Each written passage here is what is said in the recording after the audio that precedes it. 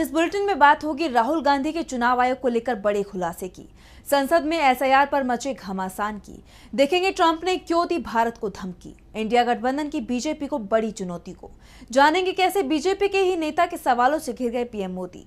और बुलेटिन के आखिर में देखेंगे जाने माने कार्टूनिस्ट इरफान की किस खबर पर पड़ी तिरछी नजर। लेकिन दिन भर की तमाम बड़ी खबरों से पहले एक नजर आज की सुर्खियों पर।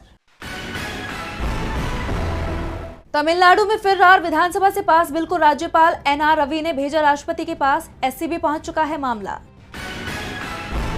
पश्चिम बंगाल की सीएम ममता बनर्जी का मोदी सरकार पर बड़ा हमला, बोली एसआईआर के जरिए देश में लागू किया जा रहा है एनआरसी।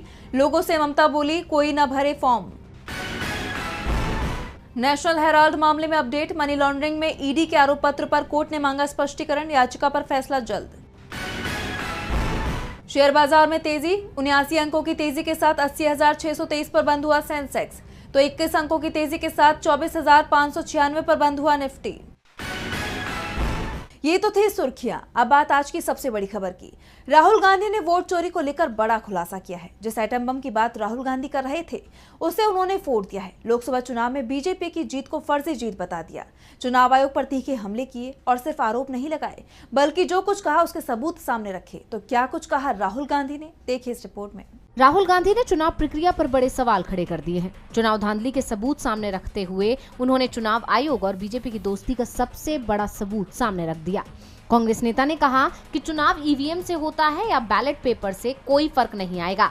अगर चुनाव आयोग एक दल से मिला हुआ है, अगर वोटर लिस्ट में बेईमानी है तो फिर चुनाव चोरी होगी। ऐसा ही महाराष्ट्र में हुआ। लोकसभा चुनाव में कर्नाटक में ये सब हुआ। चुनाव आयोग अगर निष्पक्ष है और बैलेट पेपर से चुनाव हो सकता है नतीजे वो आए जो जनता चाहती है, मगर यहाँ तो अंपायर ही दूसरी टीम का है। इसलिए अब इस मामले में सुप्रीम कोर्ट को हस्तक्षेप करना चाहिए। राहुल ने कहा कि लोकसभा चुनाव में कर्नाटक में हमें 16 सीट मिलने की उम्मीद थी, सर्वे भी यही बता रहे थे, लेकिन हम 7 जीतने वाली सीटें आश्चर्यजनक तरीके से हार गए, सिर्फ 9 सीटें जीती। हारी हुई सीट में से एक सीट पर हमने नजर डाली, इसके लिए महादेवपुरा विधानसभा क्षेत्र को चुना। हमारे पास जो भी आंकड़े हैं वो 2024 के चुनावों के हैं, जहां बीजेपी ने 1,14,046 वोटों के अंतर से जीत हासिल की। कांग्रेस ने बताया कि क्षेत्र में डुप्लीकेट वोटर की संख्या 11,965, फर्जी पते के 40,009 वोटर, एक ही पते के कई वोटर 10,452, फॉर्म 6 के गलत इस्तेमाल की संख्या 33,692 और अवैध तस्वीर वाले पोस्टर 4,132 हैं। इसके साथ ही राहुल गांधी ने ये भी बताया कि एक ही नाम वाले व्यक्ति के 4 वोट बने हुए हैं। प्रधानमंत्री आवास योजना के मकानों में 50-50 वोटर हैं। कई वोटरों के पते की जगह 0 लिखा है, तो किसी के पिता के नाम की जगह XYZ लिखा है। राहुल के खुलासे के बाद कर्नाटक राज्य निर्वाचन आयोग ने सफाई देने की जगह राहुल को ही चुनौती दे दी। कहा है कि कांग्रेस नेता शपथ पत्र देकर दावा करें कि उसने जो सबूत पेश किए हैं वो गलत नहीं है। ऐसे में सवाल चुनाव आयोग पर उठ रहा है कि वोटिंग लिस्ट उसके पास है। अगर सबूत झूठे हैं तो वो असली वोटिंग लिस्ट सामने रख कांग्रेस नेता के दावे को झूठा साबित क्यों नहीं कर देता। वैसे राहुल गांधी कर्नाटक पहुंच रहे हैं, चुनाव कार्यालय का घेराव भी करेंगे, जिसके चलते चुनाव आयोग मुश्किल में दिख रहा है, क्योंकि राहुल ने चुनाव आयोग को चुनौती दी है कि अगर उसकी बीजेपी से मिली भगत नहीं है तो वो उसे साबित करे। राहुल के खुलासे ने बीजेपी और चुनाव आयोग की परेशानी बढ़ा दी है, तो संसद में भी बीजेपी मुश्किल में दिखाई दे रही है। बिहार में चल रही एसआईआर प्रक्रिया का विपक्ष विरोध कर रहा है और संसद सत्र के 14वें दिन भी विपक्ष ने प्रदर्शन जारी रखा, लेकिन विपक्ष की मांग पूरी करने के बजाय दोनों सदनों को स्थगित कर दिया गया। लेकिन विपक्ष ने भी ऐलान कर दिया है कि वो शांत नहीं बैठेगा। तो क्या कुछ कहा विपक्ष ने, देखिए इस रिपोर्ट में। संसद के मानसून सत्र के 14वें दिन भी विपक्ष के प्रदर्शन के चलते लोकसभा और राज्यसभा को स्थगित कर दिया गया। विपक्ष बिहार एसआईआर पर चर्चा की मांग कर रहा है, लेकिन सरकार इससे भाग रही है। लेकिन विपक्ष का भी कहना है कि वो अपने कदम पीछे नहीं लेगा। बड़ी बात तो यह है कि एसआईआर पर पूरा विपक्ष एकजुट नजर आ रहा है। यहाँ तक कि इंडिया गठबंधन से अलग हो चुकी आम आदमी पार्टी भी एसआईआर पर कांग्रेस के साथ खड़ी नजर आ रही है। 7 अगस्त की सुबह इंडिया गठबंधन की बैठक हुई, जिसमें सरकार को एसआईआर पर घेरने की रणनीति बनाई गई, जिसका असर भी दिखाई दिया। पूरा विपक्ष एकजुट होकर प्रदर्शन करता नजर आया, जिसमें राज्यसभा की सांसद सोनिया गांधी भी शामिल हुई।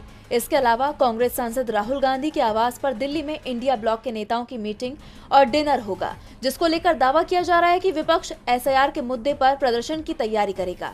वहीं इससे पहले राज्यसभा में विपक्ष के नेता और कांग्रेस अध्यक्ष मल्लिकार्जुन खड़गे ने उपसभापति हरिवंश नारायण सिंह को लेटर लिखकर बिहार एसआईआर पर चर्चा कराने की मांग की थी, लेकिन विपक्ष की मांग नहीं सुनी जा रही है। नतीजा विपक्ष को प्रदर्शन जारी रखना पड़ रहा है। विपक्ष ने तो साफ कर दिया है कि एसआईआर पर वो कोई समझौता नहीं करेगा। इसके साथ वो मोदी सरकार पर सवाल भी उठा रहा है कि ट्रंप को जवाब क्यों नहीं दिया जा रहा। सरकार की ऐसी क्या मजबूरी है जो ट्रंप भारत का अपमान कर रहे हैं और मोदी सरकार चुप बैठी हुई है। अब ट्रंप ने भारत पर 25% एक्स्ट्रा टैरिफ लगा दिया है। इसका मतलब है कि अब भारत पर कुल 50% टैरिफ लग गया है। तो क्या है पूरी खबर, देखिए इस रिपोर्ट में। अमेरिका के राष्ट्रपति डोनाल्ड ट्रंप ने एक बार फिर भारत पर 25% का नया टैरिफ लगा दिया है। ये टैरिफ 30 जुलाई को लगाए 25% टैरिफ के अतिरिक्त होगा। यानी अब भारत के खिलाफ अमेरिका का टैरिफ 50% हो गया है। इसके साथ ही ट्रंप ने धमकी भी दी है कि अगर भारत ने अमेरिका पर जवाबी कार्रवाई की तो इस टैरिफ को और भी ज्यादा बढ़ा दिया जाएगा। भारत पर अमेरिका का टैरिफ 2 चरणों में लागू होगा, लेकिन ट्रंप यहीं रुकने को तैयार नहीं है, बल्कि वो टैरिफ को और बढ़ाने के संकेत दे रहे हैं। उन्होंने ऐलान किया है कि कंप्यूटर चिप्स पर 100% टैरिफ लगा सकते हैं। अगर कंप्यूटर चिप्स पर 100% टैरिफ लागू होता है तो अमेरिका में इलेक्ट्रॉनिक्स प्रोडक्ट महंगे हो सकते हैं। ट्रंप ने कहा कि अमेरिका में सभी तरह के चिप और सेमीकंडक्टर पर 100% टैरिफ लगाने जा रहे हैं, लेकिन आप इसे अगर अमेरिका में बना रहे हैं या इसे बनाने की प्रक्रिया में हैं तो आप पर कोई टैरिफ नहीं लगेगा। इस बीच ट्रंप के टैरिफ पर भारत की तरफ से तीखी प्रतिक्रिया आई है। भारतीय विदेश मंत्रालय ने बयान जारी कर अमेरिका के फैसले को दुर्भाग्यपूर्ण बताया और कहा कि भारत अपने राष्ट्रीय हितों की रक्षा के लिए सभी जरूरी कदम उठाएगा। वहीं कांग्रेस सांसद राहुल गांधी ने 50% टैरिफ को आर्थिक ब्लैकमेल बताया है। उन्होंने कहा कि भारत को एक अनुचित व्यापार समझौते के लिए धमकाने की एक कोशिश है और प्रधानमंत्री मोदी को अपनी कमजोरी को भारतीय जनता के हितों पर हावी नहीं होने देना चाहिए। अब मोदी सरकार इस मामले में क्या रुख अपनाती है, ये तो देखने वाली बात होगी। मोदी सरकार ट्रंप के फैसले पर क्या रुख अपनाती है, ये सवाल लगातार उठ रहे हैं। तो सवाल ईवीएम पर भी उठ रहे हैं। महाराष्ट्र में निकाय चुनावों का ऐलान अक्टूबर में हो सकता है। मानसून के चलते ही चुनावों का ऐलान नहीं हो पा रहा है, लेकिन सितंबर में मानसून की विदाई के बाद चुनाव कराने को सरकार तैयार है। चुनाव ईवीएम से होंगे और इसी पर सवाल उठ रहे हैं। तो क्या है पूरा मामला, जानेंगे इस रिपोर्ट में। महाराष्ट्र में निकाय चुनाव को लेकर सियासत तेज हो गई है। बीजेपी जिसके नेतृत्व में राज्य में सरकार चला रही है, वो निकाय चुनाव ईवीएम के जरिए चाहती है और ये तय है कि सरकार जो फैसला करेगी राज्य चुनाव आयोग उसी पर अमल करेंगे। जबकि इंडिया गठबंधन पहले से ही ईवीएम पर सवाल उठा रहा है और उसकी चिंता बढ़ने वाली है, क्योंकि महाराष्ट्र निकाय चुनाव जिन ईवीएम से कराए जाएंगे उसमें वीवीपैट भी नहीं होगा। इसे लेकर शरद पवार गुट के एनसीपी ने कहा कि किसी को कैसे पता चलेगा कि उसने वोट जिसे दिया है उसके हक में ही गया है। अगर राज्य चुनाव आयोग वीवीपैट की व्यवस्था नहीं कर पा रहा है तो बैलेट पेपर से ही चुनाव कराना चाहिए। इससे पारदर्शिता रहेगी और जनता का भरोसा भी चुनावी व्यवस्था में कायम होगा। एनसीपी एसपी के नेता राहुल कलाटे ने कहा, निकाय चुनाव की तैयारी अब तेजी पर है, लेकिन हम राज्य निर्वाचन आयोग से निराश हैं। उसकी ये बात झटका देने वाली है कि वीवीपैट मशीनों की कमी है। इससे साफ है कि आयोग नहीं चाहता है कि पारदर्शी तरीके से चुनाव हो। ऐसी स्थिति में धांधली होने का भी डर रहेगा। शरद पवार गुट की इस मांग की वोटिंग बैलेट पेपर से हो, इसका समर्थन शिवसेना यूबीटी की तरफ से भी किया गया है। एनसीपी एसपी और शिवसेना यूबीटी का कहना है कि बिना वीवीपैट के चुनाव की कोई विश्वसनीयता नहीं रहेगी। महाराष्ट्र में निकाय चुनाव को लेकर सियासत तेज है तो पीएम मोदी का चीन दौरा चर्चा का विषय बन गया है। अगस्त के आखिर में प्रधानमंत्री मोदी चीन के दौरे पर जा रहे हैं। गलवान घाटी संघर्ष के बाद ये पीएम का पहला चीन दौरा होगा। इसे लेकर बीजेपी नेता सुब्रमण्यम स्वामी ने पीएम मोदी पर करारा हमला बोला है। स्वामी का दावा है कि मोदी ने चीन के सामने घुटने टेक दिए हैं। तो और क्या कुछ कहा स्वामी ने, देखिए इस रिपोर्ट में। पीएम मोदी गलवान मुठभेड़ के 5 साल बाद पहली बार चीन जा रहे हैं। इसे लेकर बीजेपी के सीनियर नेता और पूर्व सांसद सुब्रमण्यम स्वामी ने पीएम मोदी पर निशाना साधा है। स्वामी ने एक एक्स पोस्ट में दावा किया है कि पीएम मोदी ने चीन के सामने घुटने टेक दिए हैं, जिससे देश को नुकसान पहुंचा है। उन्होंने लिखा, मोदी का चीन के सामने झुकना देश के लिए विनाशकारी है। गुजरात के सीएम के रूप में मोदी 8 साल में 10 बार बीजिंग गए। वेटर भारत के बीजिंग में राजदूत थे और उन्होंने मोदी की सांस्कृतिक जरूरतों का ख्याल रखा। प्रधानमंत्री के रूप में मोदी ने लद्दाख में 4060 वर्ग किलोमीटर निर्विवाद क्षेत्र को चीन को दे दिया। फिर भी आज शी जिनपिंग मोदी को तुच्छ मानते हैं, लेकिन पाकिस्तान के साथ उनके गर्मजोशी भरे रिश्ते हैं। क्या हम भारतीय अब सुरक्षित हैं? यहाँ स्वामी ने वेटर शब्द एस जयशंकर के लिए इस्तेमाल किया है। अब जहां एक तरफ पीएम मोदी की विदेश नीति को लेकर विपक्ष मोदी सरकार पर हमलावर बना हुआ है, तो वहीं इस बीच बीजेपी के ही सीनियर नेता स्वामी ने भी मोदी सरकार पर इसी मुद्दे पर गंभीर सवाल खड़े कर दिए हैं, जिसे लेकर मोदी सरकार और खास तौर से पीएम मोदी अंदर और बाहर दोनों जगह बुरी तरह से घिर गए हैं। अब इस दो तरफा हमले से बीजेपी कैसे पार पाती है, ये देखना होगा। अब सबकी निगाहें पीएम मोदी के चीन दौरे पर टिकी हुई हैं। बीजेपी नेता के बयान ने पीएम मोदी को टेंशन में डाल दिया है। तो सुप्रीम कोर्ट से कैश बरामदगी मामले में जस्टिस यशवंत वर्मा को झटका लगा है।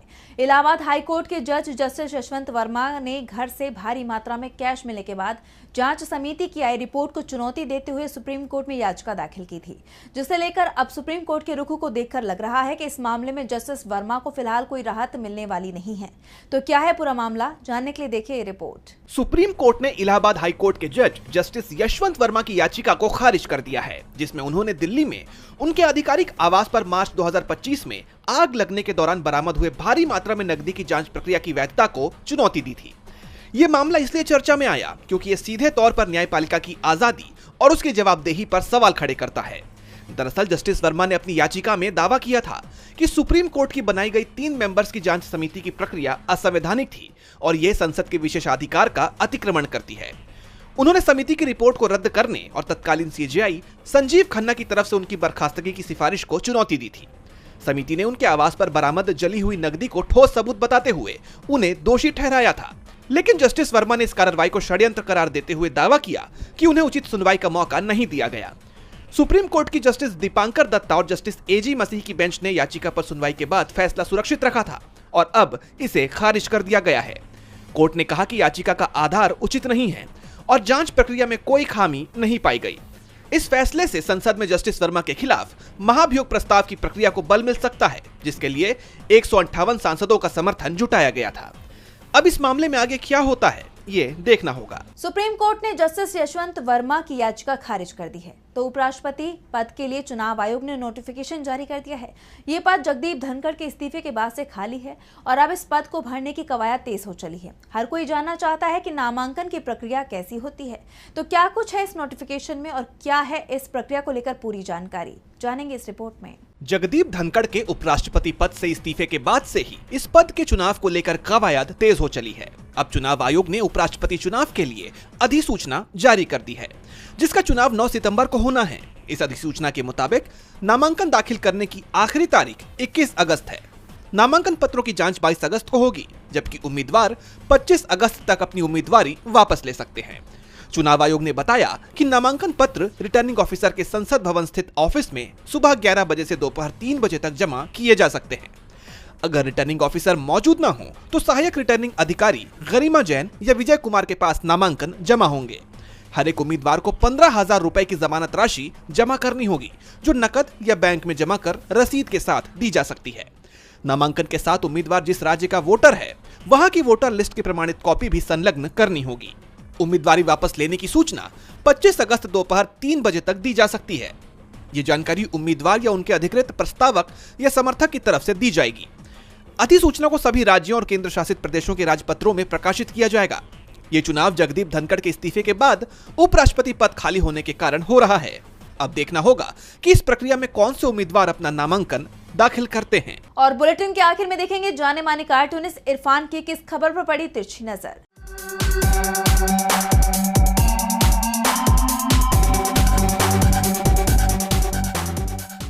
खबर मजेदार थी। यूक्रेन की प्रधानमंत्री जेलेंस्की की पत्नी जापान जा रही थी, तो रास्ते में उनके हवाई जहाज में पेट्रोल की कमी पड़ गई, जिसके लिए उन्होंने जयपुर में अपनी इमरजेंसी लैंडिंग की और भारत से पेट्रोल की मांग की। अब भाई अपने पास तो जो पेट्रोल आता है वो रूस से आता है। ये वही पेट्रोल है ना जिसने दो जिगरी दोस्त पीएम मोदी और डोनाल्ड ट्रंप के रिश्तों में आग लगा दी।